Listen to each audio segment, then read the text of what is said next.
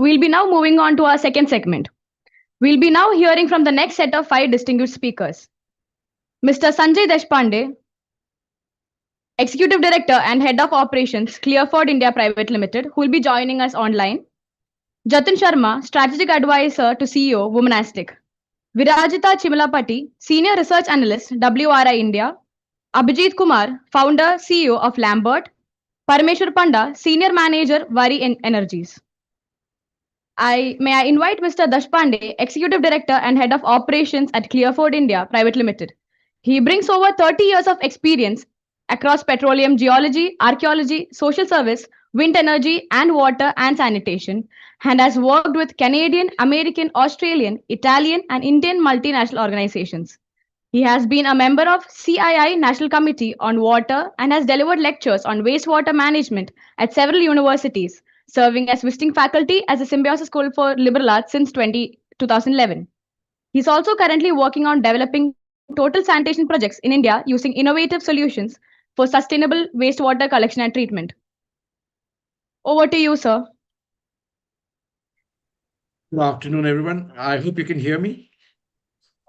Uh, all right. What I'm going to take you through today is a little bit about our lessons and our technology, obviously. We have been in India since 2015, executing projects now in 7 states across India. We have not yet entered Orissa, though I would love to do so one day. Uh, our technology that I'm going to show you is completely green. And our approach to sanitation started out with a bunch of questions. When we came into the market, first thing we wanted to understand was are so many nalas, ponds, streams dirty? Why is there wastewater going through open drains on the sides of roads? So we started from there. And talking to engineers in states across India, local people, we found there were a bunch of issues. One is, well, towns, villages, and all grow organically in India. Often planning is not there. So roads tend to turn and all. It's very hard to put in sewer lines. There are terrain constraints. You could have a nalas here, you could have hills here, things like that. Narrow lanes. Structural issues with the buildings on the sides, preventing you from digging deep. But the main issues we found were 2 things. One, water supply was low. Most of India, wherever we went, from the outskirts of big cities to villages, water supply averaged between 50 and 90 LPCD. Nowhere near the 135 required by CPHEO to put in a sewer system. So right off the bat, people did not believe a sewer could be put in. And the second thing is operation and maintenance affordability. Now, I live in Pune, and there are laws on the books that say societies with X number of flats and all have to have their own STP. Well, most of those STPs don't actually work. They work on the days of the inspections, and then they're turned off. Why? Because, well, the society can't afford the STP. So something different had to be done. And this is the system that we developed and are working with our partners in India created. So our system that I'm going to show you, one, it collects all wastewater. We have a few versions of this. We have a gray water version and we have a gray and black water version. It works regardless of water supply. We have projects executed in India in areas with as little as 20 LPCD and as much as 300 LPCD. So our system can work across all that range. Main thing is operation and maintenance is very low, as much as 70% cheaper than conventional sewers and mechanical STPs. Our capex is also tends to be lower. So that's also an advantage. We typically execute our projects faster and it's easy to operate system. So what I'm trying to tell you is that it's not always necessary to invent something new. We can take components already invented, combine them in clever ways, add special proprietary components into the system, and develop a technology that can be patented and can be used. And that's basically what we did. On a plan, our system would look like this. Depending on the layout, and this requires engineering, there's no thumb rules in our system. We have underground anaerobic biodigesters. They can be for individual houses or they can be for clusters of houses. It just depends on the layout and the water supply. For buildings, you simply have larger tanks distributing depending on how the wastewater is coming out of the building.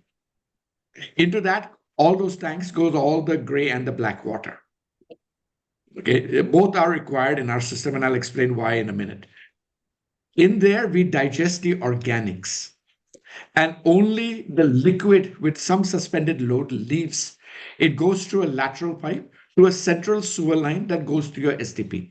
So ours is a combination of a decentralized system as well as a centralized system. Our digesters, we have found, reduce BOD, COD, TSS by as much as 65% at that level. Now, the advantage of this is a community solution. You're not dependent on households operating the system and maintaining it and all properly. Can be run by a panchayat, it can be run by an institution, it can be run by a government authority. The other advantage is from our digesters, only liquid leaves. Now, liquid will flow with gravity. So you don't have to worry about the water supply. You're not transporting solids that have to be moved down the pipe network. The other advantage of all this is there are no manholes in our system. Our system will never choke because you're not moving solids. We're only moving liquids. So it's possible to, as you'll see in the examples I'll give you at the end, put in sewer systems in a wide variety of areas. Now, this is the core of the technology. This is the digester. Okay, it's anaerobic, like I said. What we did was something clever. If you think of a septic tank, you have these internal walls that slow down the incoming fluid and cause sedimentation. So you have to regularly empty the septic tank. Depending on the size, it could be every 6 months, it could be a year, it could be 2, 3 years, depending on the size of the tank. What we did was invent this device. This is a passive mixer. Using the head pressure, we figured out a way of sizing the tank so that whenever water is used, it creates a mixing zone in the tank, a very gentle mixing zone. There's no turbulence or anything like that. And that allows floating anaerobic bacteria to come in contact with the fresh sewage. And that over time digests the organic load.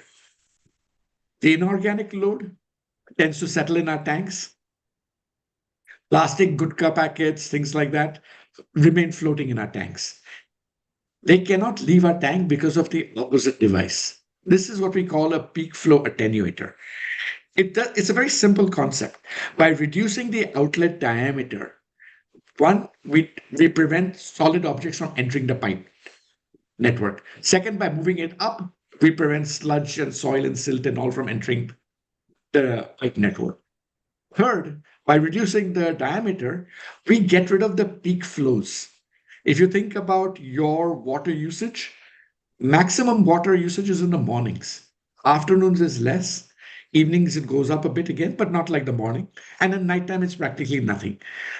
But our municipal sewer lines and all have to be designed to handle that peak flow in the morning. Since we had these tanks, if you see, you can get an idea here. There's a height difference between the inlet and the outlet. That's to allow the level in the tank to rise in the morning, drop in the afternoon, rise in the evening, drop at night. That buffers the flow and equalizes it. So you don't have to send out a huge volume at one go. Then on top of that, one second, this. On top of that, something else that came out of this. Now, if you think about issues that you have seen, whenever there's a choking in a network and all, what happens? Somebody goes in with a suction machine or a blower or something and cleans out the pipe through a manhole. But you don't know where this is coming from. In our case, because there are these distributed digesters throughout the community, what happens? We figure out very fast where uh, the problem is. If one house is dumping a lot of plastic or something in the down their toilets, it's going to affect their own digester. The first time they may do this, the second time they won't because they'll have to clean it out. You're no longer treating the symptoms. You're preventing headaches in the future. The other thing is in this digester, we don't add any chemicals. There's no moving electrical parts. We don't add cultured bacteria. One of the things we did in our years of research before we developed the system was realize that when cultured bacteria are put in, if you're putting it in an area where you don't have people monitoring on a daily basis, if something goes wrong and the bacteria die, how is anybody ever going to know which tank the bacteria died in? Who's going to know when to put it in? Is it going to be put in at the right time? So all the bacteria working in our system is bacteria introduced by human waste itself. We don't add anything in it. So it gives the system a resilience. Every day new bacteria enter. If the house is unoccupied file, the system will settle down. It'll stop working. The moment it's reoccupied and people start using, the system will start again and optimize in 15 days and start working again. That's the beauty of this system. We tried to prevent problems that we had observed. These are examples of digesters. We build them out of brick and concrete or even prefab, just depends on the project. Now, how does this change the network? Remember, we started out why aren't communities across India sewered? Well, in a conventional, everything's being carried down. You have pump stations, again, repeat, repeat, repeat until you get to your STP. That's expensive. It's very hard in operation and maintenance. And as you're digging deeper, as the water supply drops, you have worries about narrow lanes where the houses are built to structural codes and things like that. In our case, because of the digesters, you're only transporting liquid. So our pipes typically started at 1 meter below the surface. They're HTP sealed networks. Our slope is 0.2% because that's all that's required for water to flow. That means in a kilometer run, our pipes are only going down 20 centimeters, practically nothing. And you're only transporting liquid. So when you come to your lift station, it's just a simple submersible pump. Treat it as a water pipe. Don't treat it as a sewer line. You're only picking up water to your STP. So your load on your STP, the size on the STP, everything is much reduced. One thing different in the system, since there are no manholes, we have to make sure there are no airlocks because these pipe lengths can be significant. I think our largest project has 12 kilometers of piping, for example. So every 80 to 150 meter intervals, we put HTP cutouts that come to the surface. Those are there primarily to allow airflow. So the system keeps working. They also act as a preventive. If somehow one day a road, while laying a road or something, a pipe is cut, after repairing, you just go to the HTP cutout upstream, pour water down and flush the pipe network. So it acts as a safety feature as well. Just a few examples.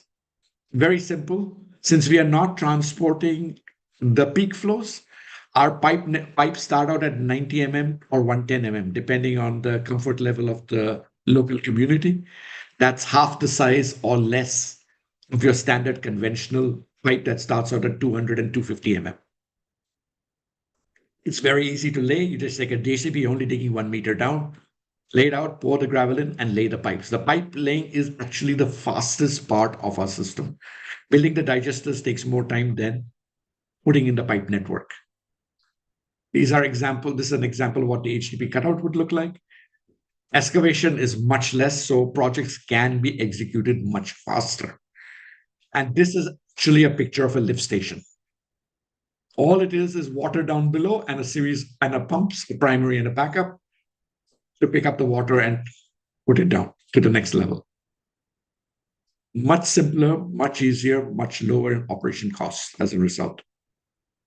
The SDP, we partnered with a IIT Mumbai spin-off company called VEC. Some of you may have heard of it. They call their system the CAMUS. Working with their system, we modified it to work with ours because you are getting lower BOD, COD, and TSS. You're also getting no sludge. Uh, no bar screens are required because it's only liquid reaching. So it's spread on the top. And the layer, it goes through layers. Each layer acts as media on which bacteria can be added. And here, cultured bacteria added in the early stages to ensure that you get the treatment quality you want. Now, the advantage of this completely green system, this picture on the top is actually of a 17 KLD unit at a tribal village near Baroda, Gujarat. And this is a 50 KLD unit at a factory in Mehsana. The advantage of this system, well, very low operation maintenance costs, practically no power consumption. The power consumption is only that from the pumps. No chemicals, no blowers, no aerators, no sludge handling. Footprint is small, typically about 0.6 square meters per KLD treated. So a small STP, it's not really that big. Treatment quality that we get out of it is very good. We meet the standard that's required in most of India. So it's not really an issue. This is with the UV system to knock the coliforms down. But you get the idea. If you look at the TSS, COD, and BOD, since we've already reduced it dramatically in our digesters, there's less loading on the STP. Now, as to regular operation and maintenance costs, those few places that we have actually done the numbers, we are averaging about 40 rupees to 45 rupees per household in monthly operation costs. That's primarily electricity. Manpower is usually voluntary, so from the local community. So that isn't really there. Our oldest operating system is now 10 years old in India.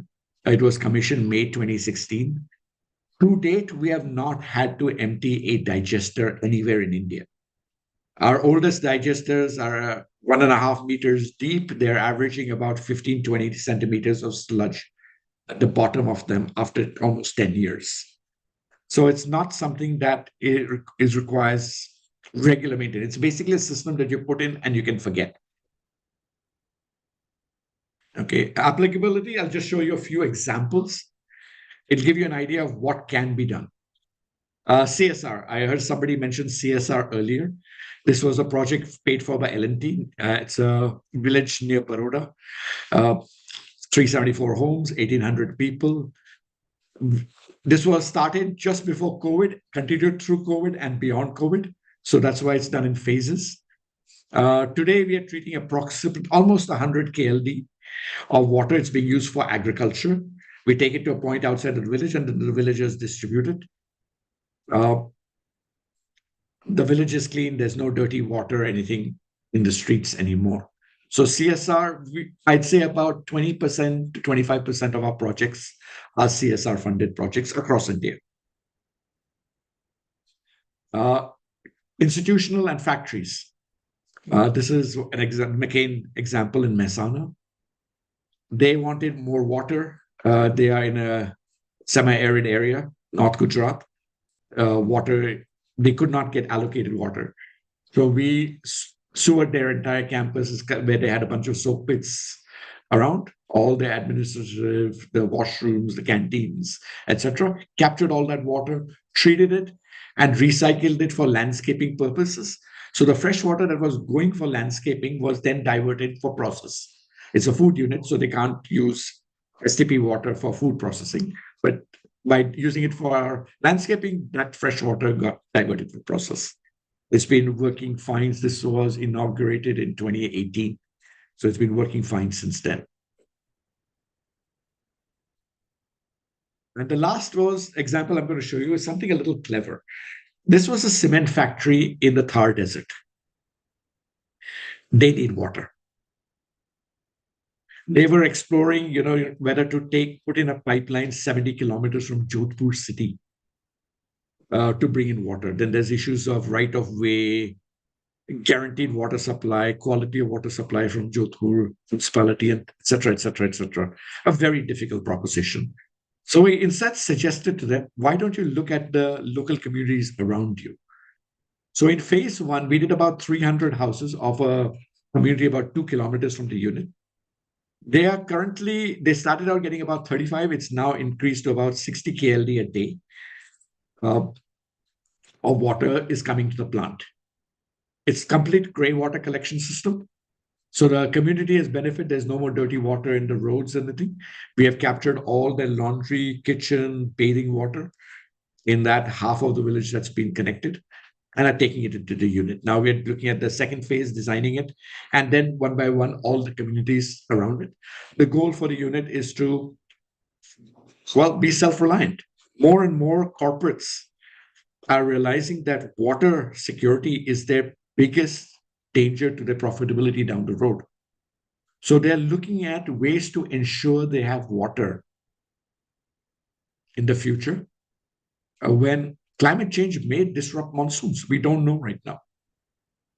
So this is a good way around that problem because communities will always get water, even if industrial face water scarcity or water has to be cut off to them. The communities will always, you can't have people dying from thirst. So for a one-time capex, you're getting pretty much for the plant's lifetime daily water supply. So this is just a few examples of the kind of work we are doing. Thank you very much.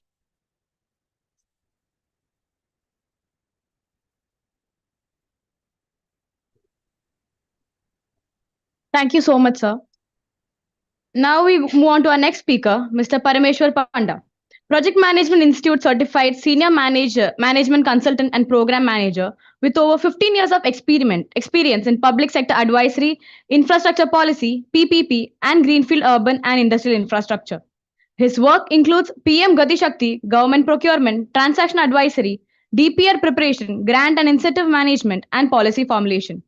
He has also been associated with organizations such as Grant Thornton Bharat LLP, CRISIL, Reliance Infrastructure, and L&T Construction, and has worked on a project management unit assignment at IDCO Bhubaneswar. I now invite Mr. Parameshwar Panda.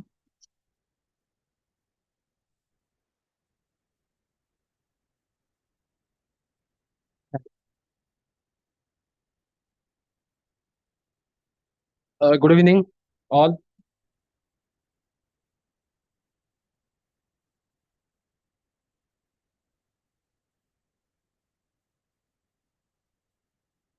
So we'll not go starting to this presentation. Let's start a quick questionnaire.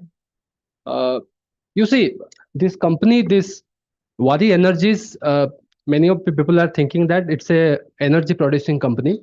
So it is not. It's a solar panel manufacturing company. So coming to the main point, when we're considering for the solar energy preparation, definitely the solar panel is one of the part, and the other backward integration and forward integration are there. But coming to the Odisha, whatever I will speak on the Odisha behalf, I'll speak on this platform. So currently, if you see in Odisha, there is no larger solar energy projects are being set up till date, though it has been started a lot, but it has not been formalized for a long, like a 1 gigawatt or 2 gigawatt or a 10 gigawatt in that matter. The reason being two to three reasons. One of the reason is that definitely we are not getting the large amount of land parcels of 1000 acre or 2000 acre in one patch because of our landscape is different compared to other states like Rajasthan and Andhra and others. So we are covered with more water and forest. The second thing is that our resilient infrastructure due to the more cyclone prone area. Third is the most important thing. If you see you can check the electricity bill from the thermal perspective. In the domestic, it is 2.90 to 6 rupees, and the industrial it is only 5.85 rupees, starting from the 5.85 rupees. So in that way, it is our power supply is very much cheaper compared to the other states. And so that is the one of the reason the why the solar energy projects are not viable in Odisha for a larger aspect. Currently, currently there is one bid for the development of solar power plant in Odisha by Aditya Solar. You know the winning bid was only 2.79 rupees per unit, which is much lower than our thermal tariff rate. Yeah. So coming back to the presentation, why choose Odisha? That is the most important questions that many people are on mind. So we'll go to that slide. So this is a map we clearly visible that we are, yeah, yes, it's not going. Okay.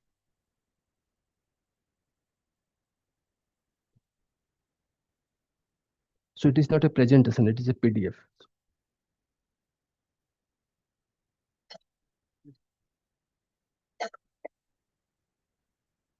Now it is. Okay.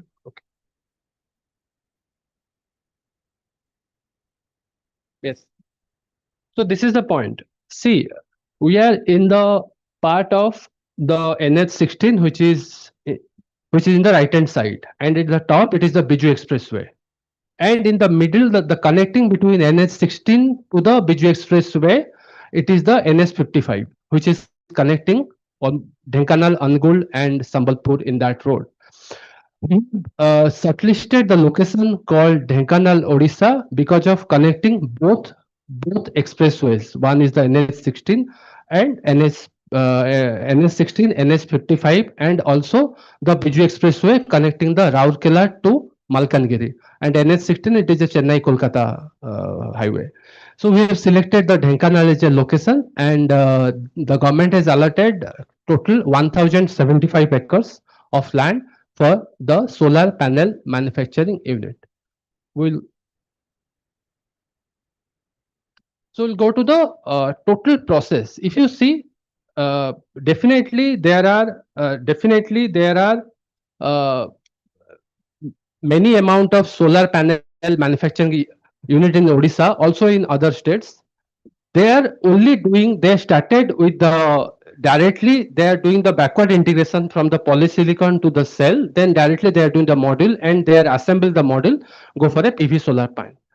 But here in our proposal was to going for the entire backward integration, starting from the polysilicon to ingot to wafer to cell to module. Currently, Wari Energies has been already manufacturing 22.5 gigawatt of solar module manufacturing and close to 5 gigawatt of cell manufacturing. They have a full setup in Gujarat, and they started the manufacturing in Texas, USA now. And this will be the third plant in Odisha. This will be the third plant in Odisha. After that, there will be a proposal in the Nagpur also. So this will be a 10 gigawatt solar. If you see the module, 10 gigawatt of cell, again 10 gigawatt of wafer, 10 gigawatt of ingot. When you see the polysilicon, this is the basic material. Currently, it is very difficult going for directly from the polysilicon to ingot. They are importing the ingot from abroad and getting from ingot to wafer, then wafer to cell, cell to module, and then to PV solar plant. Polysilicon from the backward integration process, they will do a polysilicon to the ingot, maybe in the later on when all the process will be developed. It is for a industry to set up. It is very easy to go for an operation with a minimum time. Then you cannot go first all the backward integration at one time. Suddenly, definitely in the longer run, they will go first starting from the polysilicon to module manufacturing.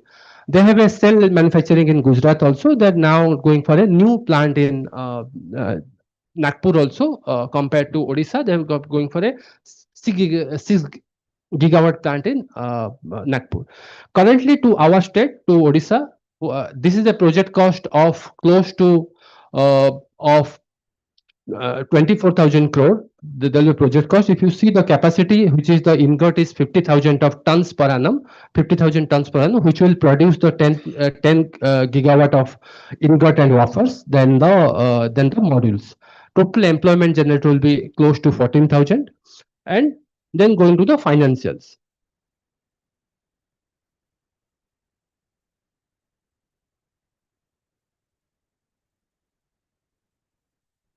Okay. So this is a most important slide of the presentation. Uh, just see clearly why the company has choose Odisha as a destination. The reason, the first and foremost reason, due to our industrial policy resolution of 2022 by Government of Odisha, which is in December 2022, it has been unveiled, which is a capital incentive subsidy of 30% of total P&M. Suppose you are developing a you are doing a company of doing a project of, suppose it's a 20,000 crore. Out of this, 7,000 crore is your P&M, the plant and machinery. You'll get directly 30% capital subsidy incentive from that. And the best part about it, that which is compared to other states, is that they do not have a upper cap.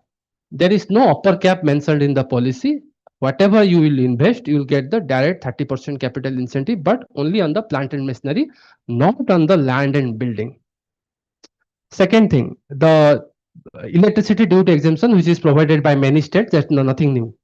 Then the power tariff reimbursement. Again, there is two different sector categorized by Government of Odisha. One is the priority sector, and second one is the thrust sector.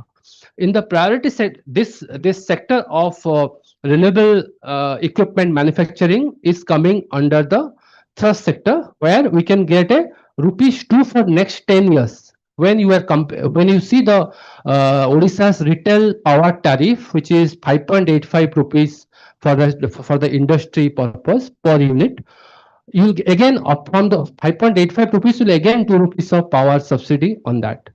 So it will be a huge subsidy for any power intensive industry like solar. Solar is a very high powerful industry. Like we will consume 660 megawatt of power supply for the whole total 10 gigawatt of solar panel manufacturing. 660 megawatt is really huge. If you see many of the big plants like Tata Steel and Jindal, they are using hardly close to that 500 megawatt and all. Our only one plant will use 660 megawatt of power supply. Coming to the other component, we will not go into the state GST reimbursement, which is also at 10% of the cost and of the machinery. If you are getting the plant machinery of 3,000 crore, you will get 6,000 crore is the state GST reimbursement. Coming down to the, after this selection of this project to Odisha, coming down, why renewable energy is important? We all know from the speakers, from the earlier speaker is there, everyone is using the solar or the renewable energy. What is that?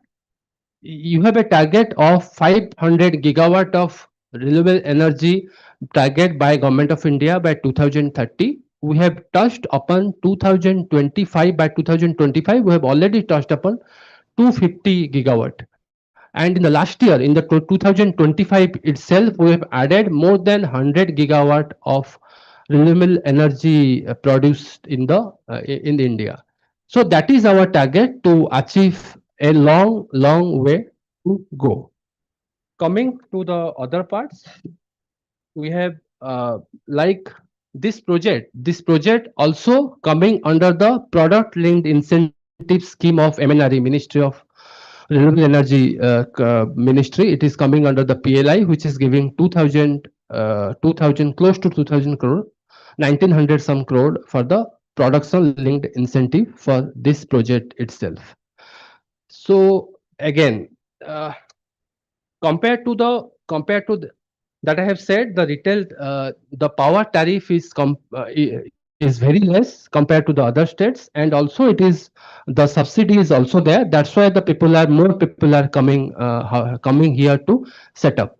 Currently, you might have seen the news. The cabinet has approved for the Tata Power, and recently Tata Power has signed in the last cabinet meeting, the second last cabinet meeting, and the last cabinet meeting, Kalyani Group has signed, has approved the proposal of setting up a titanium plant in Dhenkanal.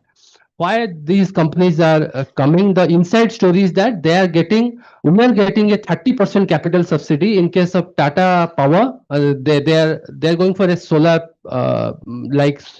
panel manufacturing in Ganjam, in Barampur Ganjam. That will be a 45% capital subsidy.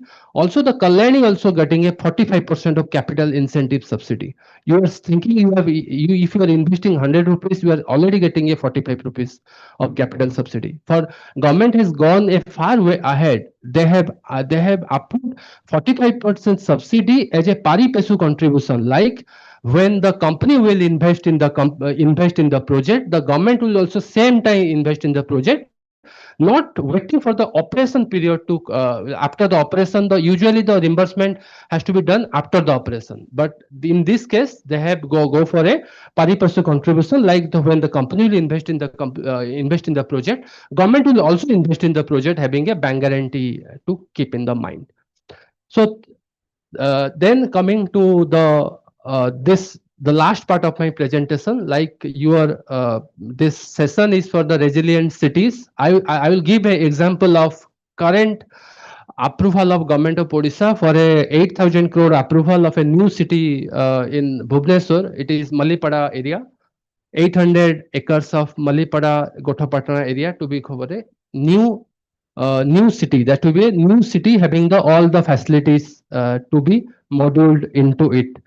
So I would request ki this new city we should all means your team should work for the at least propose some proposal to the government for the development of some kind of new initiatives for developing the new city. Thank you. Thank you.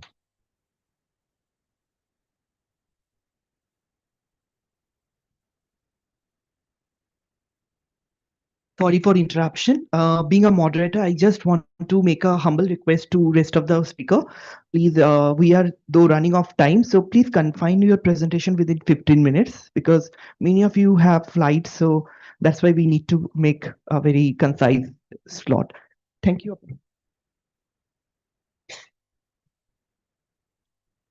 Thank you so much, sir.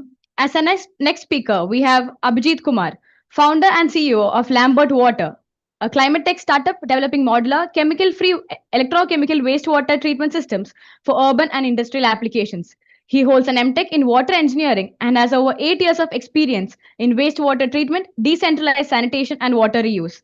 Prior to founding Lambert Water, he held leadership roles across startups and industrial organizations, working with Tata Steel, Aditya Birla Group, and Sun Pharma. We welcome you, sir.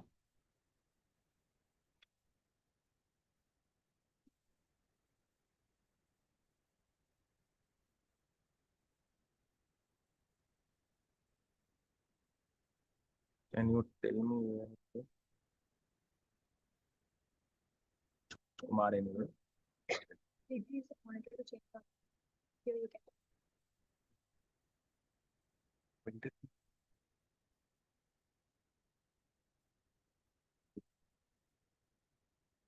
Yeah, hi. So I will be very short. I know it's a long day. So I will start with the Lambert and what we do, and then we can see what we can go forward. So in a Lambert, we are working on a decentralized treatment coming from the textile pharma. Like we all coming in the morning, have a coffee, a blazers, and all of that. Everything what we do consumes lots of water. And Lambert as a company are working on to treat that water on source.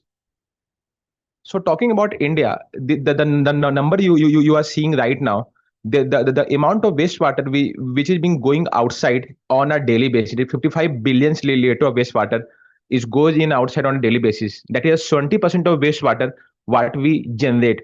So we are able to treat only 30% of the wastewater in India. And that's not the sad part. Sad part is out of which we only use 4% of wastewater. So the question is, even with the too many, like we all heard about a Namami Gange, Yamuna project, everything going forward, then why this problem comes again and again? So the answer is very simple. We didn't change the schematic from last 100 years. We are using the same schematic what we used back in it's 1947 Azadi se pehle. So and we are using the same till now. So when we look closely, we found some problem. uh, any treatment plant you see right now in India, they have treatment time of at least 8 hours, and you need to add a lot of chemical. To give you a reference, to treat a 1 gram of pollutant from a laundry or from a textile industry, you require a 3 gram of chemical, and 4 gram of sludge comes out after it. Then there's a high opex. We all know it, frequent downtime and all of that. So Lambert as a company, what we did differently, and why we choose to did about it. We developed something called water battery, which can treat the wastewater in seconds. So we make the treatment time 200 times faster, not one, not two. We make it 200 times faster. We doesn't use a single drop of chemical to do the treatment, and it can easily retrofit into any non-working plant and make them working again. And not only that, it can come in container, it can come in skid, it can comes in the washing machine, like things. And we decrease the size of a treatment plant by 3 times. So I will not tell about more, but we all heard about what we use to generate hydrogen, what we use to run cars. We use the same concept to treat wastewater, which is electrolysis. So every water have their own TDS. So we pass a small amount of current with the right set of voltage, and you are good to go. The water you are seeing here is water coming from the pharma industry. This is what done after the water battery. So once you filter it, you are good to go, and that's all happens in 300 seconds. This we pitch to the municipal of Kerala as well as Bangalore, where as well as Delhi as well, where we are giving them a containerized wastewater treatment plant, which is one of the smallest plant India ever seen. This system, a 20-feet container, can treat a 1 lakh liter of sewage every day, and you can reuse it on source.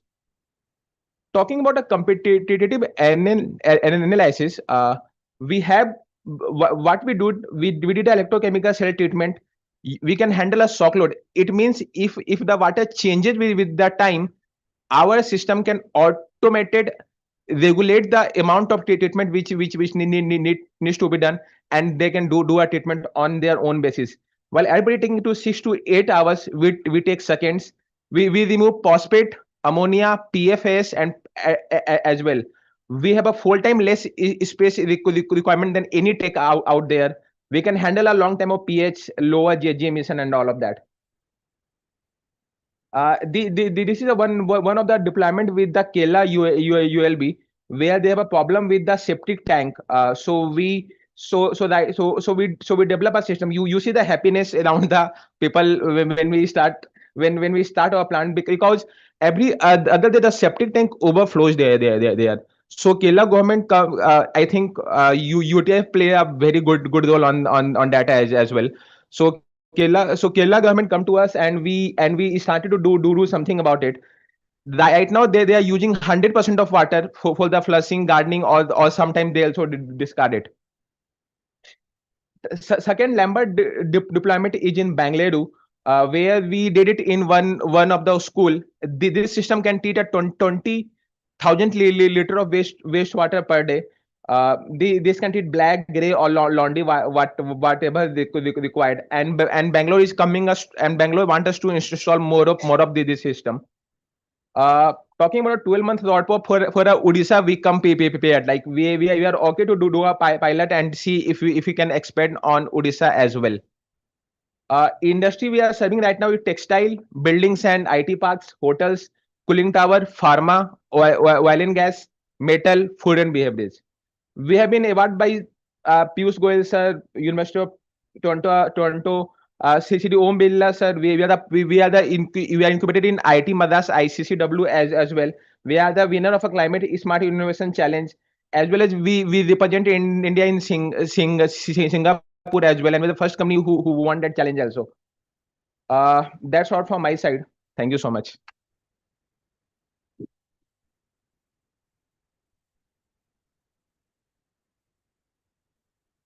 Thank you so much, sir. Moving ahead, we welcome Ms. Virajita Chimalapati, a conservation architect and oral historian, currently pursuing her PhD on exploring the role of culture in climate policy operationalization while working in policy design and development related to public spaces.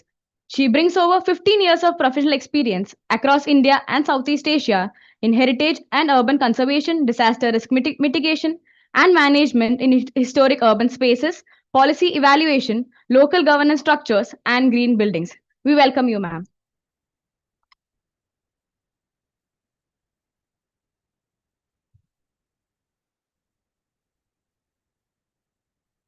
Wanted to move around. Does this work? This work? Hi, just wanted to move around. It's a long day to remain confined to that podium.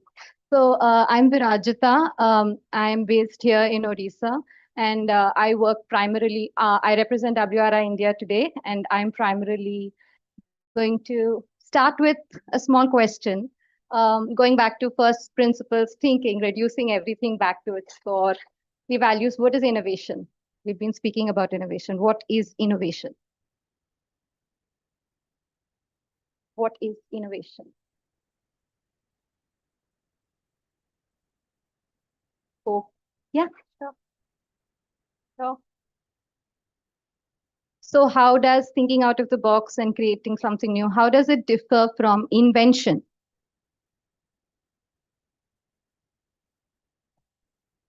Right? So thinking out of the box, we've created a solution. There is something new. So that's a novelty. That's invention. But when you add the concept of value to your invention, then it is an innovation. So an invention might have value, might not have value. It could just be for the pleasure of inventing something. So what we are talking about when we innovate is adding value to something that exists, right? That's the whole idea of innovation. Now we work in urban domains, and we are working in an environment which is not prepared for the sort of urbanization that we are expecting, anticipating, aspiring. So we want to create new systems, change, disrupt. But resistance is not just, or change is not just, acceptance of change is not just about accepting new things, including new things. There is also resistance, and the resistance comes from its association with identity, from its association with how do we accept it, how do we identify it.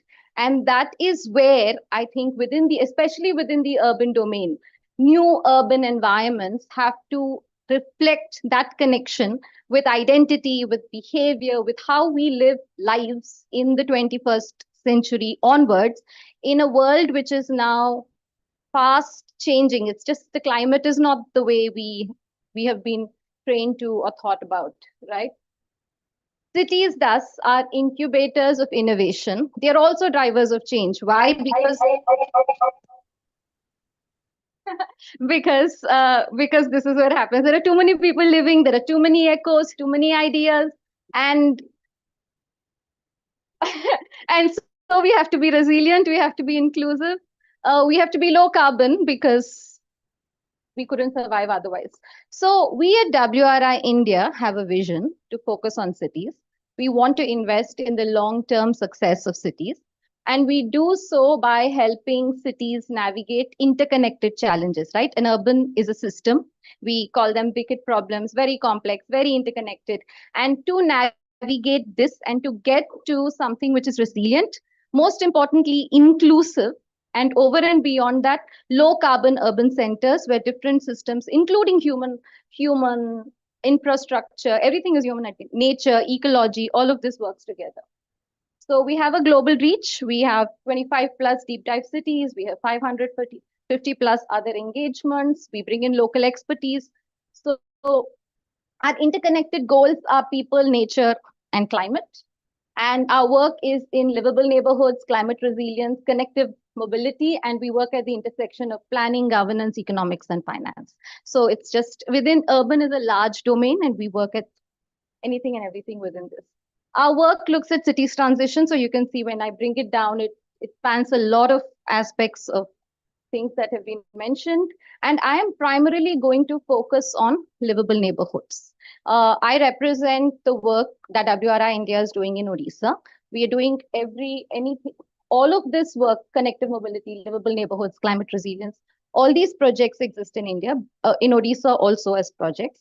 But I'm going to focus for the 15 minutes to keep it short on livable neighborhoods, right? So what is livable neighborhoods? Inclusive, equitable public spaces. What does that mean? It means urban environments, how are urban environments which are outside, which are the public domain, when you step out of sight about your personal space, how are they designed? Are they inclusive? Are they equitable? How do you access core services, bus stops, railway stations, health infrastructure, schools, Anganwadis? And within all this, how are you working with emissions? And how are you using your resources judicially? So the sort of work we do is nurturing neighborhoods, which is focusing on early childhood development and caregiver well-being within urban environments. So it looks at how urban environments can share the burden of care and contribute very actively to the development of early childhood, 0 to 5. Then we have nature-based solutions, cleaner accelerator, healthy cities for adolescents, which I'm going to speak about today, where we then speak about how public spaces is impacting the health, accessible public spaces, good quality public spaces, and the lack thereof has a direct impact on the health and well-being of adolescents, right? Which we are talking about is 10 to 19 years of age, right? And then you have transit-oriented development, climate action, and resilience. So this is our footprint. And like I mentioned, we look at vulnerable communities, infant, toddler, adolescent friendly. Now, why Odisha, and where is this coming from? Where is this livable neighborhoods aspect coming from? We engage very strongly in Odisha with the Department of Housing and Urban Development, and a lot of our work intersects with their vision for green and blue public spaces, as well as to improve living standards. So the living standards and quality of life in urban environments is directly related to the quality of public spaces you have access to. If you have access to good, there is studies on how just listening to people play it reduces stress, how listening to children play reduces stress, how having a green space to have lunch to outside your workspace can improve your health and well-being, and especially in a climate like Odisha, where if you're talking about walking and cycling for health parameters, but you don't encourage it, into what happens when it is hot, humid. How do you walk? How do you cycle? How do you design environments that allow children to go to their schools independently? And if children can't go to schools independently, then a mother has to stay back or a father has to stay back to take them to their schools. So there are all these direct connections, and which then brings us to safe, vibrant, healthy public spaces for all. What we were looking at in this particular project is there was a lack of spaces for adolescents. So there is child-friendly spaces. Bhubaneswar has a child-friendly city guideline where they look at how to design spaces for around 90-95 centimeters. And then there is also spaces which are designed for elderly people, adults, their walking needs and all. But the age between 10 to 19 is a gap. There is specific physical, emotional, cognitive, social developmental needs, and they're also the most vulnerable, because no matter which socio-economic strata you are sitting in, as an adolescent, if there is a disruption to education because, say, schools are closed, if there is a disruption to families, say because some economic losses happen because of, again, climate or otherwise, then the first person who will be asked to share this load without having the agency of an adult is usually an adolescent, 10 to 19, right? It's not the early child, it's not the young child who gets the brunt of it. So this is where, and one of the biggest data which comes especially from COVID is how one looks at public spaces, accesses public spaces, also helps them build their own civic identity, which is where we're coming from. So these are the type of public spaces. So I'll move directly to the innovation. Justin, the innovation was, what we did was, the idea was to create a public spaces assessment framework. Now, this public spaces assessment framework is a tool which was co-created by 1,200 plus adolescents, and within this adolescents, so they helped us design, they informed the questions, they informed the user interface, But not just adolescents. We also spoke to their parents. We also spoke to community leaders. We also spoke to city authorities. And that's when we came up with this public space assessment framework. But once we came up with the public spaces assessment framework, we also tested it. We tested it for the design of public spaces. So we used it to transform as proofs of concept. So 3 public spaces were transformed. We created 5 unique, it's a 2-city project, one in Bhubaneswar, one in Jaipur. So in total, we created 5 public spaces. So many areas were improved, 1,200 adolescent champions, because they were involved from the design of the framework, site selection, the tactical intervention, and then after that, design decisions with respect to budgeting, going to the city authorities and asking for permissions, the actual implementation on site, the activation of the site, and thus taking ownership over and beyond this. So they were involved in all of these aspects of it, right? So this is again Bhubaneswar. This is Jaipur, Bhubaneswar. This is how the public spaces assessment framework looks like. It is designed to be able to be filled by a 10-year-old. It is gamified. It has got color, so there is red, blue, green. And then basically there is also a scoring system. So immediately you can see how your impact assesses the score. And what you can do is it allows you to make decisions immediately on these 5 parameters: accessibility, inclusivity. So it's a solutions oriented approach. So you can directly decide, and then you can have a conversation with the stakeholders to decide if you want to prioritize accessibility over safety, accessibility over activities, whatnot. So making a case for why is the public spaces assessment framework an innovation. One is it is a data-led approach. It is a visual dashboard. One can combine multiple voices into a single data framework, and a single red can pull the whole score down. So voices matter, a red score matters, a dissenter matters. Why is it a novelty? Because it can be used for deciding one public space. It can be used for the city. It can be used for operations and maintenance. It can be used for investments. Why is it an innovation? Because it adds value. How does it add value? One, if the city is investing, where and how much? A public space takes a lot of investment, right? So how much investment are they doing? Is it directed towards the needs of the community or the user group in that particular space? And does it continue to do so? See, needs evolve. So by continuous assessment, one can keep checking, reorienting, course correcting. So does it continue to do so, right? So it allows you to make those decisions.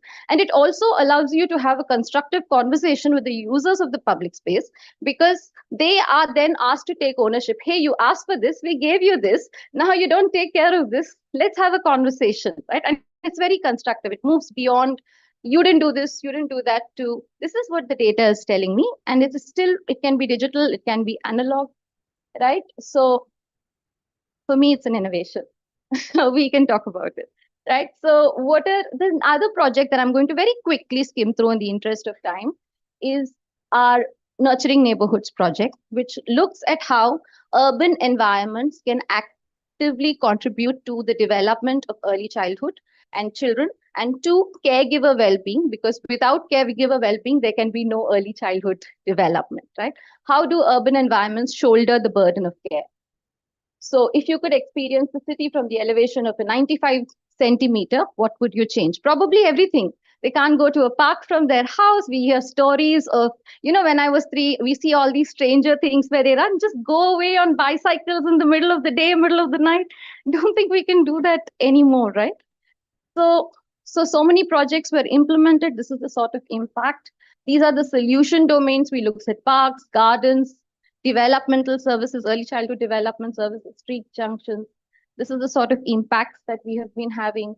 This is some of the work that we have done, right? So it is also worked in, there's a lot of behavioral change aspects, quantitative and qualitative, included in this project. So there is a lot of myth breaking, destigmatization, understanding how is the burden of care assigned. For example, in Odisha, especially in low-income communities, most of the burden of care goes to, say, aunts or didis, and the mothers are usually, along with the fathers, are usually working as construction workers or doing labor work. So how is the burden of care, and how can that environment improve, right? So this is the leprosy pada, and you could see we transformed it into a public space. And what was happening is that they were talking about how different communities have mixed together, how stigma was erased, how and so there was who was there, how, because leprosy pada was basically a leprosy settlement where there was the stigma associated from continuous engagement with the idea of leprosy and ostracization, and how just in creating a public space there where everybody could come in and play and thus the parents could interact meant that they could just move outside away from the community, have conversations over and beyond whom they would otherwise be engaged with. So this is the sort of impact we've had. This is some of the food garden that we have done at the South. This is in Mumbai. So we basically create local champions. We work with communities, city stakeholders, city authorities, organizations like this, anybody who wants to partner to create champions, facilitate champions. We build partnerships, we create a network of stakeholders, and then hopefully change the world. So that's where I'm at. And so the solution is that I think that we are looking at public spaces as a way to share the burden of care and actively contribute to the development of children and the well-being of their caregiver.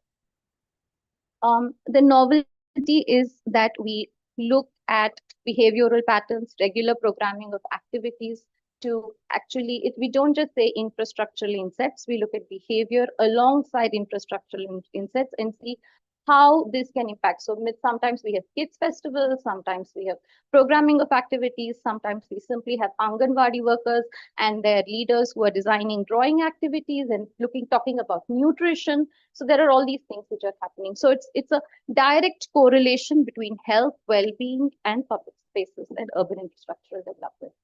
So the value that we are adding is that, number one, data, that urban environments are directly linked to improvement in public health, and thus good quality public spaces should be considered as public health infrastructure. And as such, an investment in public spaces is an investment in public health. And that's the case we are making, and that's the value we are adding to our. The 5 pillars of change is we are looking at youth and adolescents as active agents, not just recipients, but active contributors to development of public spaces, to urban governance. So you have participatory governance approaches. We help deepen and sustain efforts by investing in public spaces. We leverage nature-based solutions. Capacity building is an inherent part of what we do, and capacity building across all domains, from the community to ourselves, because when we are working with disability, we realized how much we don't know how to engage with persons with disabilities, and so on and so forth, to building strategies for peer learning. So how can we create networks where people share with each other and create solutions that work for each other? That's all I have. Thank you so much, and please do join us.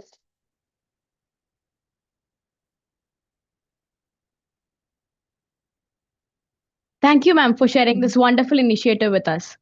Now we move on to the final speaker of the day, Mr. Jatin Sharma, strategic advisor to the CEO at Bhubaneswar and a professional working at the intersection of public policy, data analysis, and strategic partnerships. A graduate of Tata Institute of Social Sciences, he has worked across startups, climate action initiatives, and corporate innovation, and has also served as a central coordinator in data analyst at SGT University. I invite Mr. Jatin Sharma. Just to cheer you up, this is the last presentation. Now, I mean, like after the lunch, while I was sitting, every time I was moving my head, I see at least 2 to 3 people sitting with their eyes closed. I think these people have been failed to see the energy that this room is having. Actually, it's not actually, that's why they were sleeping.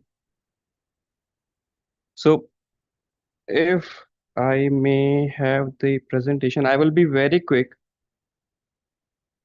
Do I need to? Oh yeah, that's already sure. So best thing about startup is we don't give enough time until unless there is funding involved. So I will be very, very quick about it. So the company's name is Bhubaneswar. Basically, we deal into waste management and plastic circularity. So these are the 3 problem areas that we identified. Okay, and we started working on it. How can we solve women livelihood? Can we solve the problem of unskilled youth. At the same point of time, we understood waste recycling itself a problem, not waste, but waste recycling, because you see there are a lot of emissions that are released in the environment while the plastic waste is being recycled. Solution to this, we made three set of machineries: polyinflate, polybond, and polymer quenching machine. Nothing to worry about. I won't be explaining these. And see, if we put them into this solar powered polymer quenching machine, sorry, the solar powered equipment only takes 5 kilowatts of solar power to successfully convert the plastics into many products. And this is how the solution and the whole process looks like. First, you find the right environment where the plastic is being generated on continuous basis. We bring the Womenastico's ecosystem, and as the name suggests, Womenastico, women, we light up with the women's magic. We actually make machineries easy to operate so that even women or students can use it. And the three output products that we make out of it is 3D printer filament of 1.75 mm, followed by textile fiber 0.65 mm, and finally the pellets of 2 mm. Nothing, just business models. In one case, we sell the machineries, and the case we sell the products that are coming out of the machinery. That's it. And this shows the 3D printing. If you have known about 3D printing, there is a huge market in alternate labs, startups, prototyping. Even some of the companies have started asking products that are made out of recycled plastic. Huge market, multi-million-dollar market. We're going to be rich in next few years. Don't worry. Tam, Sam, so many numbers, so much money. I think this is a slide where I will take my time. You will ask, there are a lot of companies, those who are into plastic cycling, a lot of tank intensive companies, and a lot of those NGOs, those who recycle plastic by their hand completely manually. In Womenastico, we recycle plastic at the rate of these MSMEs, like tons of tons, but emitting carbon emissions as low as doing it manually at the same point of time, limiting the carbon footprint that we are making. So low carbon based technology is something that we use for polymer quenching. We have done the design registration, utility patents in the process, compact and plug-and-play solution will we provide. And at the end of the day, community-centric approach is something that we focus on. So last year we converted 300 kilograms of plastic waste, 1.5 lakhs of revenue was generated. And this year's we are about to set a 5 plant. Basically, last year's we were only focusing on doing an unpaid pilot. From January starting this year, we opened our applications for different organizations, state and central government as well.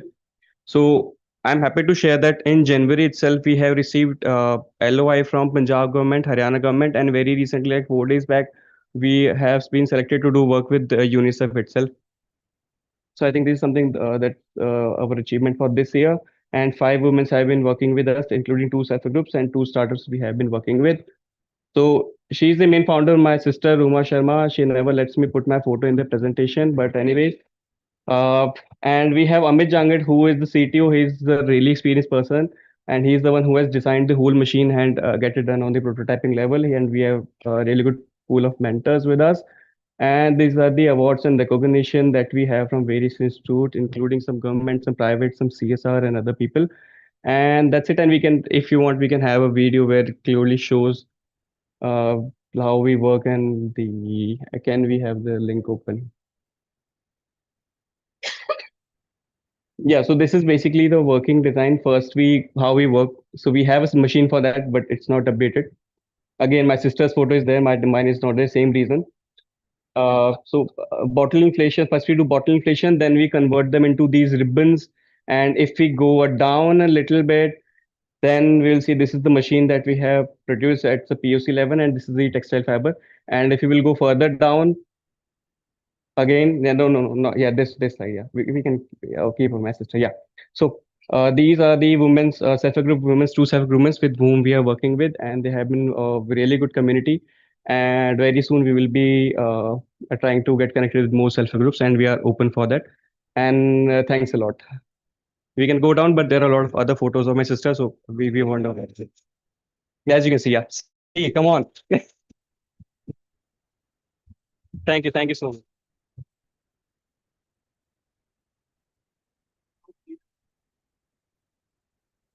Thank you so much, sir. To take this discussion forward, I invite our moderator, Professor Arpan Paul, to lead the question and answer session. Yeah, good evening, everyone. Thank you for the wonderful presentation. So I would like to request all of the speaker, please come and take the dais. And it was today's discussion was so energetic and kind of it can show the whole techno sphere of sustainable and resilient cities through various lenses like waste and water management, plastic reuse, and the overall sustainable technological approaches to make our cities more livable. So I would, initiate the process to, if anyone has any question, please raise your hand. Our representative will give you the mic. Yeah, please. Yeah. Where's the mic? The mic?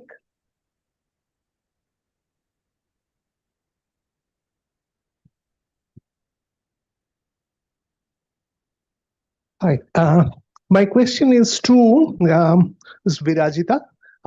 Excellent presentation. I have a question that, when the Smart Cities mission was in operation, that one of the key focus areas was child-friendly city, and Vanlier Foundation was the anchor behind that. Now, as the Smart Cities has ended, so what is your funding model for the project?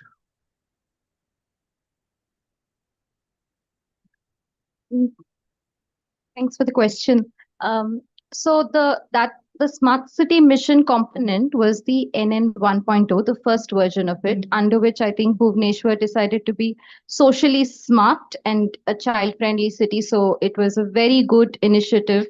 What happens after that is NN 2.0 has come up as a part, as actually a follow-up to this, where we are looking at institutionalization. So it's no longer mission driven, but it is a way to try and integrate the lens of early childhood and caregiver well-being. So we don't fund at the moment, the funding is only for the technical expertise, but the state is running it. So any and every of the projects which I have shown is where the ULBs have taken, sometimes from Swachh Bharat, sometimes from Smart City Mission funding, sometimes from just funding they have for institutional development or for urban public space development or park maintenance, and they have built this. But they have built it using the lens of sometimes ICDS funding they have used for integrating. So the regular programming of activities happens as a part of the ICDS. So it's no longer driven, it's more a way of integrating it as a horizontal between within any and every urban development activity that will be integrated. So in Odisha, for example, through this neighborhood improvement program as a part of the SASKI funding, this has been one of the proposals which was sent by the HNUD towards getting money for improvement of public spaces in Anganwadi. Any more question? Yeah, there are lots of.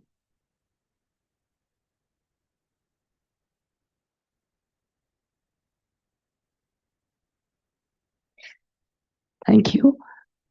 I wouldn't like to get up because of the old age, you see. I have two questions, one with Mr. Jatin, another one with Virajita.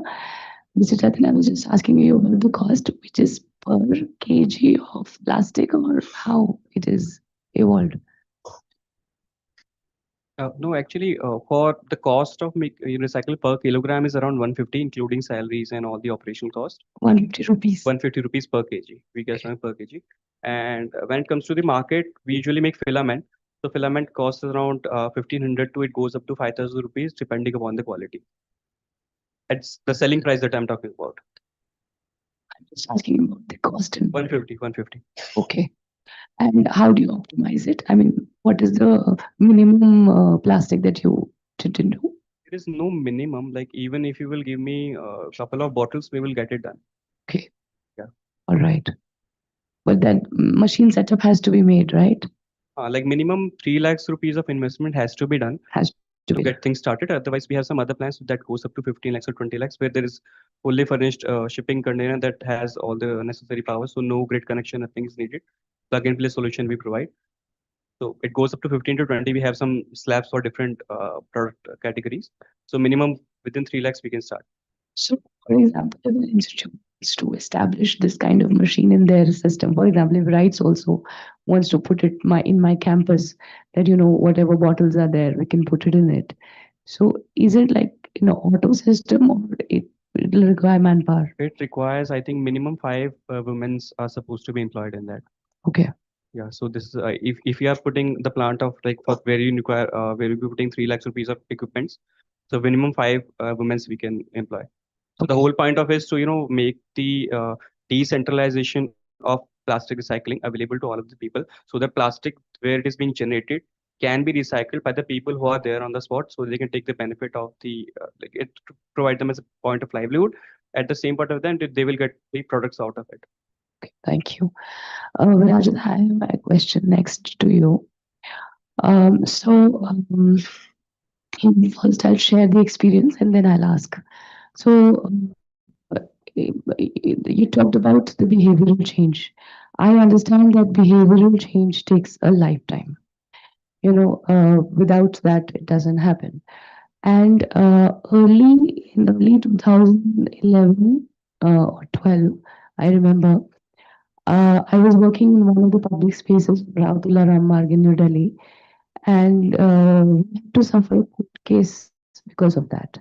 And the only problem was that people there, the neighborhood there, they only had this thing in mind that mere ghar ke aage mat karo ye sab, So, how do we dovetail this in the legal aspect as to people might even have objections, but then suffering a court case was like hampering it for the next 2 years because we used to get dates by dates by dates. So how do you dovetail this in the legal aspect of in the Indian context? Tariq pe Tariq, in the interest of Hindi. So thank you for the question. And to be honest, it's not that our experience was free of confrontation or disagreement. And I think one of the learnings for all of us was to be comfortable with disagreement, but not get it to the point of confrontation, right? That is where the behavioral change aspect sort of came in, that you can disagree nicely. But how to dovetail it into the legal aspects is, in the case of what we were doing, there is one, always meeting minutes which come in, but two, because it is data and because everybody is filling in their audit forms and writing it, and when the design is happening, it is a design thinking workshop where everybody is, so the primary actors in that public space development are sitting, those meetings are minuted and recorded, decisions including budgets were taken. So even if they were compromising, and the biggest advantage here was because it was adolescent. I know you were talking to me about the legal aspects, but I don't have a solution for that, because the moment it gets into legal, it is more stick than carrot, and we ideally don't want to get into the stick aspect of it. So what I am talking about is a way to protect ourselves, but also to not get to the point. It's a mitigation where you're trying not to get to the point where you'll have to resort to legal measures. So we had a similar experience where in Jaipur, a public space was developed. Everybody was very happy, but the Resident Welfare Association was like, हमने सोचा था ये हमारा जगह था, ये public space कब से अब बन गया? Why are people coming from there into this? Why are people coming from there? But the idea of having champions means that they are within the community, embedded, unke hai. They belong to that. They're not some outsider coming and speaking to do this, this is good. So when they are championing this, then it doesn't get to the legal, because one, invariably, unless khud ko fayda nahi ho raha, people don't put legal cases on apne log. So it didn't get there, but there was, and because it was adolescents championing it, we have cases in Bhubaneswar where they have mitigated, confrontation between 2-3 communities, because it's adolescents, and at the end of the day, they seem saner, I don't know, more agreeable than the more conditioned adults. I think my thing is, we have legal is when it has gotten beyond all confrontation and has gone into arbitration. But the idea of a data-led approach where from the very beginning you're not making decisions or having conversations outside of data is to try and get everybody onto the same page, literally, so that it doesn't get, so everybody is aware of what are the compromises. There are a lot of compromises, so everybody is aware of what the compromises being made. How does the end goal look like? What will happen once? And it was a tactical intervention, which meant that in some places, if somebody was unhappy absolutely with something that is happening, we could course correct. So before it got permanent, it was a tactical intervention, and it was very low investment testing model. So everybody has a way to iron out their differences, क्योंकि आप शायद you're used to parking in front of your house, and now because all these things are happening, you're parking 3 miles away and it's an inconvenience. So somebody has to get agreed, change that pattern in their life, get used to walking. So the tactical intervention is a great method, a TU, which is it's a fantastic way to resolve conflicts, resolve disagreements, so that it doesn't get to the legal discourse. And the best part about a tactical intervention is if it does get legal, you can just dismantle it and move on. No skin off your.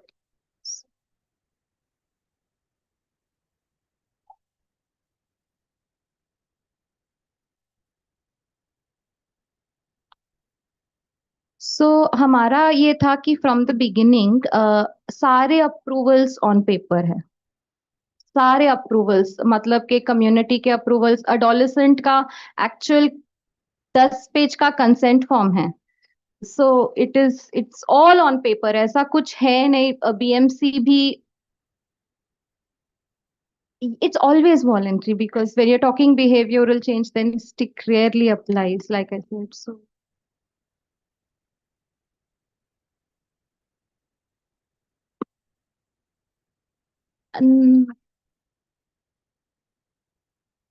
yes, so we do have a MOU with the city authority. So they are all, but उससे पहले भी we have done the permission की city authority के साथ भी permission लिया है, traffic के साथ भी permission लिया है, वो resident welfare association के साथ भी लिखित में permission लिया गया था. So that was a way to and like I said, at the end of the day, everything is tactical.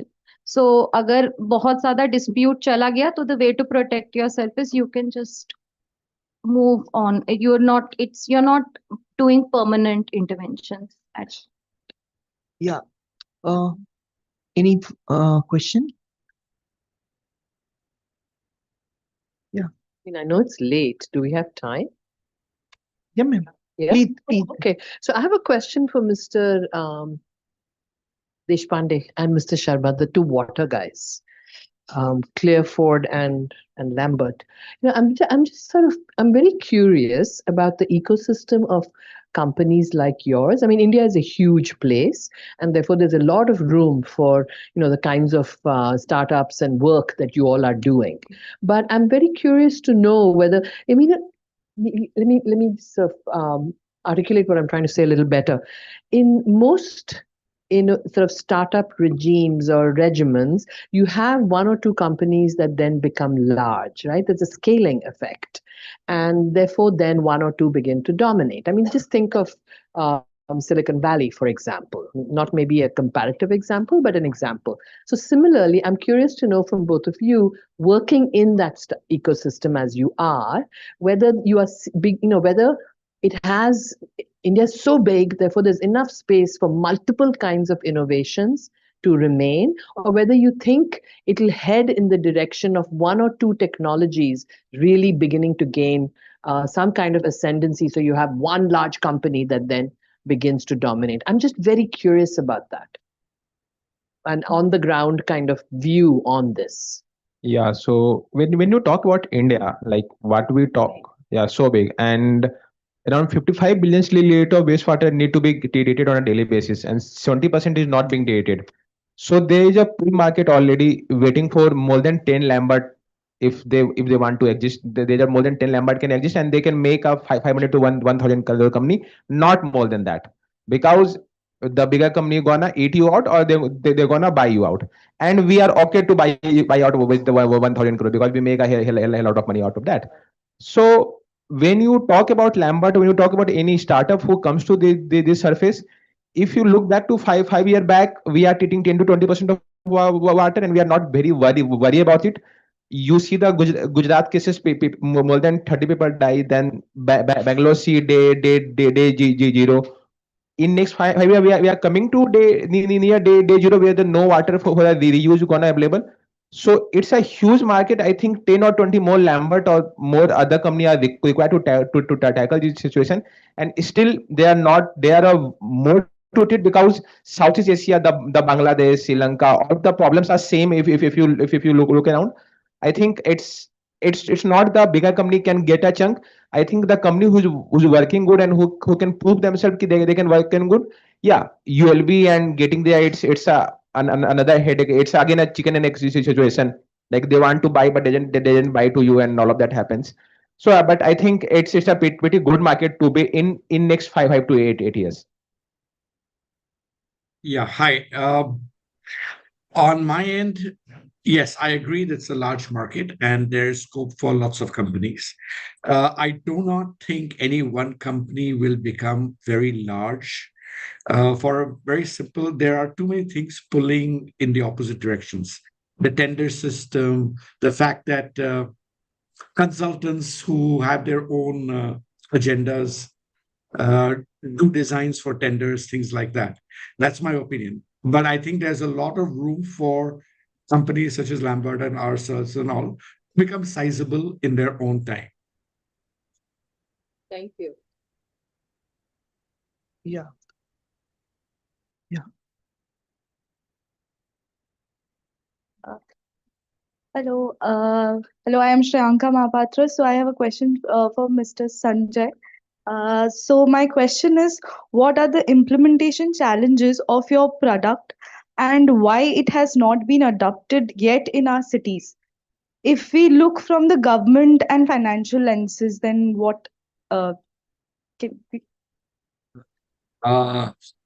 Why we have not, it's a simple answer. Why we have not entered the government, cities, government contracts and all as yet. Well, government contracts have their own problems. The two-bit system, there's no scope for innovative technologies. Tenders are often pre-designed for conventional sewers and mechanical STPs. So they're not really neutral, though they say they're neutral. Second, they're often with government contracts, there are significant issues with getting your payment on time once you make your payment. And third, honestly, I run a Canadian company's India operations. Okay, I can't pay bribes. It's not allowed. So all those issues combined with me so far having avoided government contracts, we have started to do them. Don't get me wrong, we are exploring the market. We started out with the Indian defense industry. We are suing military bases now. We will get there, but we need good partners who can navigate them in ways that we cannot. Okay, honest answer. I think we have one other question from there, please. No. She has.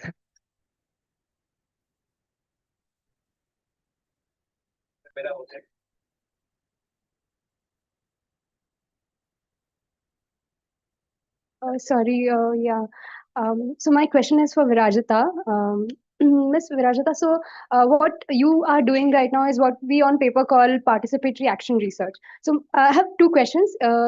For the paucity of time, I'd just ask, so is there an outside intervention that actually decides which, makes the choice of where community is going to, the project is going to happen at, or which community that you're going to do this project at?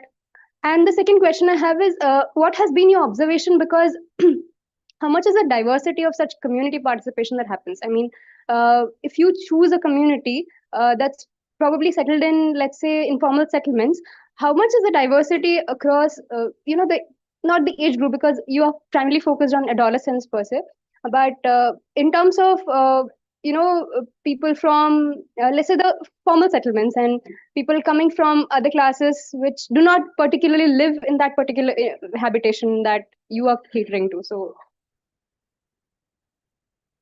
Thank you for the question, and it's a very good question. So we have what is called a theory of change, where we are clear from the get-go as to the impact. First, your first question is what was the influence on why did we choose the places we chose?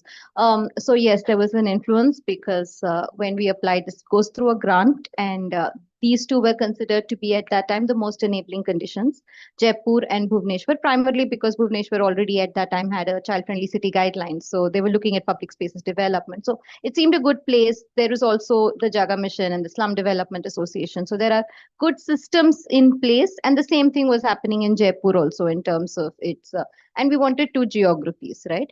And two, I'm just going to give a very short response in the interest of time. We have a theory of change. So we actually, and this is connected to MEL data collection, monitoring, evaluation, and learning, in which we have disaggregated data. And by that, I mean, who are the communities we are going to? What is the age disaggregation? What is the socioeconomic strata?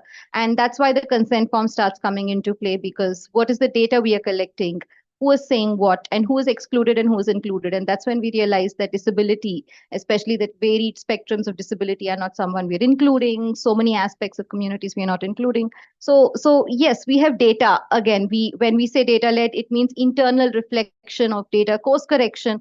And what I didn't mention because I didn't have the time, is we work with two local partners, Hamara Bachpan Trust and INA, who are very closely embedded with the community and at the grassroots level. So while we bring technical knowledge on public space development, monitoring, and evaluation, they have the community connect, they have the trust, and this cannot be done without that sort of a trust buildings. And they have taken it in their own direction. So I'll stop there.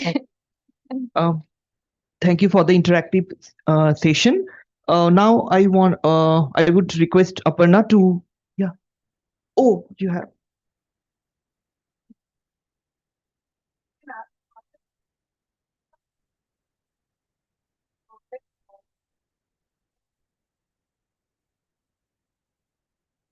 Yeah. Please, Aparna.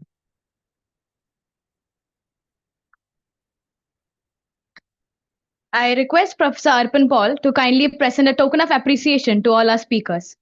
May I invite Mr. Jatin Sharma to come forward to receive a token of appreciation.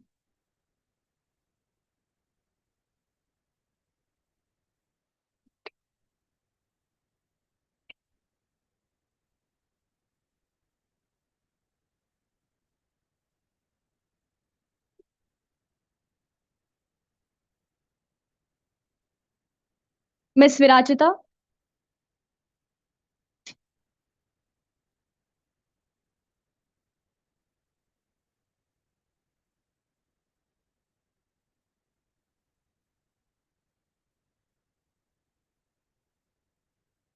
I request Mr. Abhijit Sharma.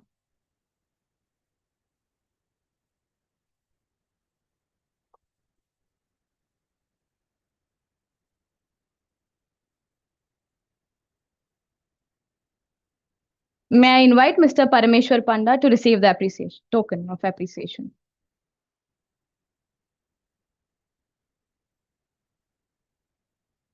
We would also like to extend a sincere thanks to Mr. Sanjay Deshpande for joining us online. Thank you, sir.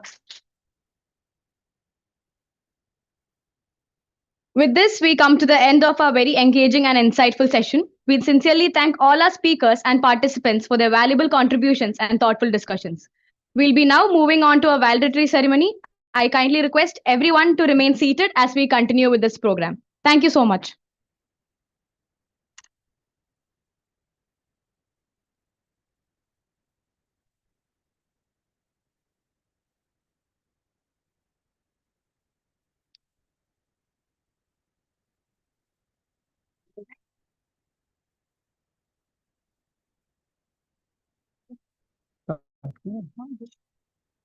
So good evening, everyone. As we reach the conclusion of Annual Research on City Summits 10.0, let's take a moment to reflect, celebrate, and look ahead. Over the past couple of days, we have had insightful discussions, groundbreaking research, and innovative ideas under the theme New Approaches to Governance and Resilience. On behalf of the School of Human Settlements, XIM University, I extend my heartfelt gratitude to all the delegates, speakers, and participants from across India and beyond. Your contribution have made this conference a true success. For our valedictory session, we are privileged to have Team SHS, the policy makers, planners, organizers, and managers of this conference, to bring the various threads together for the presenters and participants for whom it was all developed. We invite some key members to the team to the dais. Professor Kajri Mishra, Dean School of Human Settlements and Conference Advisor, Professor Jubli Mujamdar, Conference Coordinator, Professor Arpan Paul, Conference Coordinator, and Professor Anam Saikiran, Conference Coordinator. I request our esteemed panel to kindly take their seats.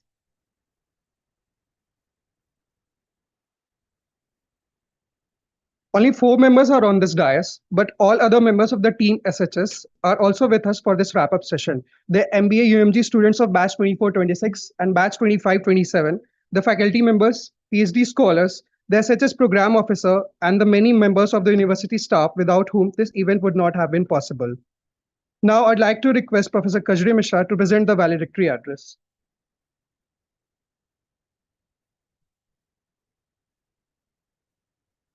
I don't think anybody has the patience for a valedictory address. So all I want to end with is a very big thank you to all of you who are here and some of you who are not here, but were here yesterday, for making this, I think, a very exciting event.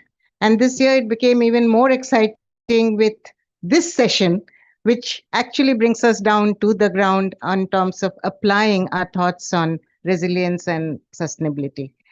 The whole idea of calling it a valedictory session is because we also have the annual Urban Research Awards, which we award to the best papers presented at the conference. And for that, we say it is a valedictory. But with this thanks, I think all I can say is that it is a valediction of and legitimation of all our efforts that we could engage you all for in this question of resilient and sustainable cities and how do we get there for 2 days. So thank you all for being with us, and I hope we can all meet again and talk about it even more.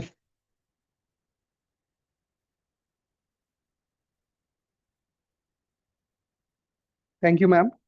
A conference like this not only fosters knowledge sharing, but also recognizes excellence. It's now time for the Aura Awards, celebrating outstanding contribution. This year, Aura Awards are being awarded based on overall presentation, delivering and content of the presentation, communication of the ideas, and the time management. Now I request Professor Jubli Majumdar to present the awards to the winner. Ma'am, please.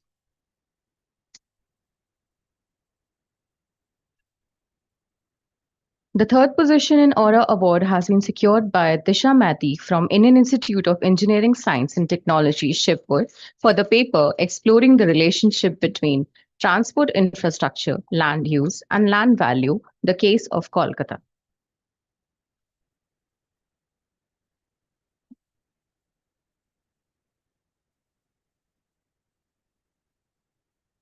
The second position in Aura Award has been secured by Krishnadas Shashidharan Nair from National Institute of Technology, Calicut, for the paper Beyond GDP, the need for recognizing natural assets in urban development and local governance systems.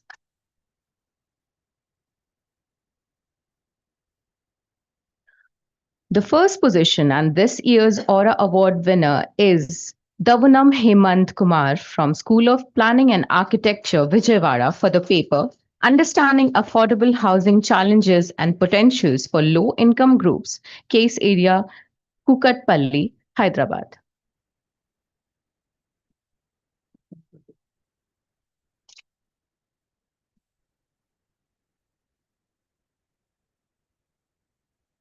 Congratulations to all winners and participants for their dedication to research, hard work, and high motivation for furthering sustainable urbanization.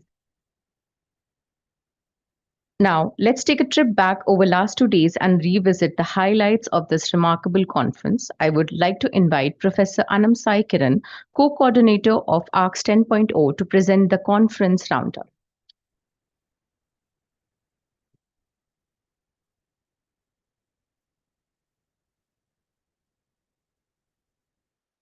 Thank you, Soumya. Good evening, everyone. As the 10th edition of the international conference has come to an end, in collaboration with University of Toronto India Foundation, I would like to share with you the overall summary of this year's conference. ARCS 10 was held on 5th and 6th February. The theme for this year is New Approaches to Governance and Resilience. Dr. Father K.S. Casimir S.J., the Vice Chancellor of XIM University, welcomed the guests and delivered the opening address. He spoke on the ethos and values of XIM University. Ms. Usha Padi, IAS, Additional Chief Secretary, Housing and Urban Development Department, Government of Odisha, was the chief guest, and she also delivered the inaugural address. Ms. Padi focused on the urbanization vision of Odisha and the importance of cities to economic development of the state, articulated in the Viksit Odisha Vision 2026. The book of abstracts was launched in the inaugural session by the delegates, the Dean, SHS, and the ARCS conference coordinator. The keynote address was delivered by Dr. Nima Kudwa, Professor and Senior Associate Dean for Academic Affairs, Cornell University, USA. Dr. Kajri Mishra, Dean, School of Human Settlements, concluded the inaugural session and presented the vote of thanks. The technical sessions of 10th ARCS included 7 tracks: SDGs, governance and policies, urban economy and livelihoods, environmental extremes and adaptation strategies, inclusive urban transformation, future of urban living, urban network services and infrastructure, digital solutions, and AI-driven innovations. We had 3 plenary sessions at ARCS 10.2. The first day hosted 2 plenary sessions. The first plenary session was on cities at crossroads, balancing climate risk, equity, and growth. The speakers for the session were Dr. Arjan Dehan, Senior Program Specialist, International Development Research Center, Ottawa, and Dr. Zinat Niazi, Chief Advisor, Development Alternatives Group. The session was moderated by Dr. Kajri Mishra. In plenary 2, Jackie Lee Ting, Scholar of Sustainable Urban Studies, Singapore, discussed the operational of urban resilience through governance, insights from Singapore. Dr. Tatayat Chatterjee was the moderator of the session. The second day hosted the 3rd plenary session of the conference. Dr. Debolina Kundu, Director, NIUA, New Delhi, spoke on rethinking urban governance for a climate uncertain futures. Dr. Kajri Mishra moderated this session. This year, ARCS 10.0 hosted INNOVATEX, the industry roundtable, on 6th of February on the theme Emerging Technologies for Sustainable Cities. Mr. Prashant Kumar Mahapatra, former Chief Engineer, OWSSB, and now Technical Resource Person for Used Water Management, Department of Housing and Urban Development, Government of Odisha, delivered the opening address. The speakers for this session were Mr. Himanshu Sharma, Founder, CEO, Co-Agri Ventures, Ms. Priyanka Kataria, Joint General Manager, Rights, Ms. Charmi Shah, Manager Logistics and Industrial, JLL, Mr. Ripal Kanji, Co-Founder and Technical Head, Grid Corps, Mr. Renu Thomas, Founder, Director and CTO, Vifika Solutions, Mr. Sanjay Deshpande, Executive Director and Head of Operations of Clearford India Private Limited, Mr. Jatin Sharma, Strategic Advisor to CEO, Bhubaneswar, Ms. Vijita, Senior Research Analyst, WRI India, Mr. Abhijit Kumar, Founder, CEO, Lombard, and Mr. Parmeshwar Panda, Senior Manager, Vari Energies. The session was moderated by Professor Shraddha Kumar and Professor Urban Paul. The annual Urban Research Award is presented at the ARCS for the best paper presentations. The paper presentations were selected based on the overall delivery of the presentation, research content, communication skills, and time management. This year, we had the top 3 papers for the best paper award. Last but not the least, at the end of day one of the conference, the students of School of Human Settlements had organized a short and excellent cultural program followed by the conference dinner. To summarize, ARCS 10 explored how policies can be shaped to promote sustainability while addressing the unique needs of different urban contexts, how planning processes can anticipate and adapt to future urban challenges, and how management practices can ensure the efficient use of resources and the resilience of urban systems. Thank you.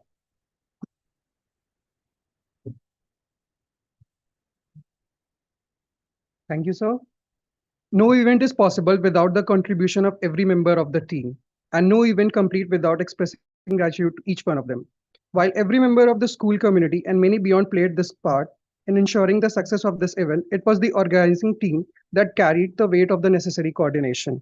I invite Professor Arpan Paul, co-coordinator of ARCS 10.0, to deliver the vote of thanks on behalf of the ARCS organizing committee. Thank you, Himanshu.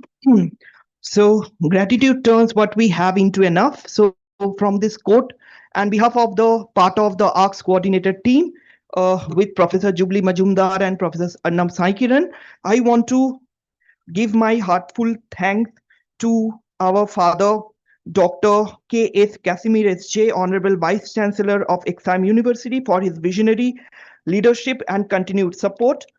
Again, my heartfelt thanks to Father and S. Anthony Raj S.J., Registrar of XIM University, for his constant guidance and administrative support, as well as Dr. Father Arukia Raj Das, Chief Finance Officer, XIM University, for his valuable support and efficient coordination.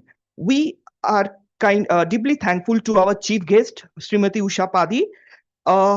We also extended our sincere appreciation to our keynote speaker, Dr. Nima Kurwa. We sincerely thank Ms. Abha Mishra for inaugurating the UMMI exhibition and for continued commitment.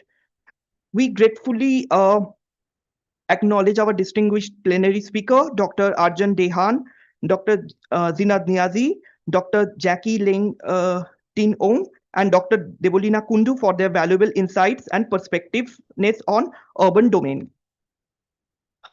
We extend special thanks to Sri Prashant Kumar Mohapatro for delivering the opening address at INNOVATEX, Emerging Technology for Sustainable Cities. We also sincerely thanks to all the INNOVATEX speaker, Mr. Himanshu Sharma, Ms. Priyanka Kataria, Ms. Charmi Shah, Mr. Ripal Kanji, Mr. Renu Thomas, Mr. Sanjay Deshpande, Mr. Jatin Sharma, Ms. Virajita Chimalapati, Mr. Abhijit Kumar, and Mr. Parameshwar Panda for sharing their valuable industry insights, innovative practices, and future technological perspective that effectively connected with academia and industry. We express our sincere appreciation to Professor Kajiri Mishra, Dean of the School of Human Settlements, for her academic leadership and guidance throughout the ARCS management process. We express our thanks to Ms. Anwisha Padi, the Program Officer, School of Human Settlements, the Administrative Officer, and the Residence Management Team for their constant support and logistic support coordination. Last but not the least, we express our deepest appreciation and kind support to the first and second year MBA Urban Management and Governance students whose commitment, energy, and teamwork form the backbone for ARC 10.0. With this, we formally conclude the ARC International Conference on New Approaches to Governance Resilience. And thank you all. We wish and meeting again in the ARC 11.0 in 2027. Thank you very much. With this, we officially conclude the 10th Annual Research on Cities Summit, ARCS 10.0, a platform that has ignited ideas, started conversations, built networks, and set the stage for continued research in sustainable urban development. We look forward to welcoming you and your friends and colleagues, whom you can also enthuse to ARCS 11.0, where we can continue this journey of knowledge, sharing, and learning. Thank you, and have a safe trip back.